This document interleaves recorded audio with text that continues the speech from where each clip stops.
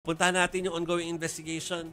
Masi, balita ko, dahil hindi na sila magko-cooperate, siyempre, balik sa detention yung isa.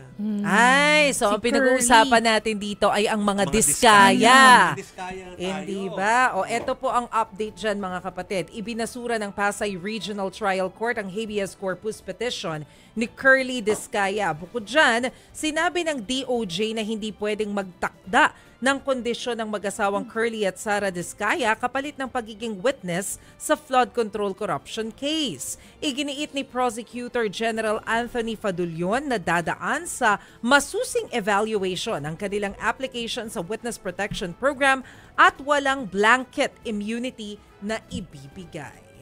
Pero di ba may punto naman, kapag ikaw naman talaga kasabwat sa anomalya, ano naman ang karapatan mo na magbigay ng kondisyon? No conditions. Ikaw nga yung isa sa mga may kasalanan.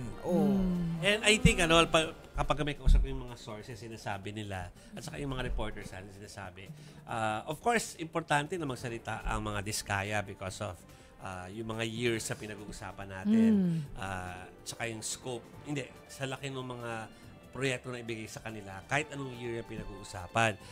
Pero ang sabi nila, kahit di magsalita, parang meron namang ibang pwede pagkuhanan ng mga detalye to prove something. Yes. So, unfortunate yung fact na ayaw na lang mag-cooperate. Pero, I don't think yung search for truth will be affected just because they don't wanna talk. Yeah. At saka, di ba kagabi, kausap natin si Auntie Claire. Di ba sabi niya sa atin kagabi, hindi naman siya kawalan. Kung hindi man sila magsalita, meron namang ibang sources na pwedeng magbigay ng information about the anomaly. At ang ICI mismo nagsabi na okay lang, meron na silang pinanghahawakan mula dun sa mga diskaya.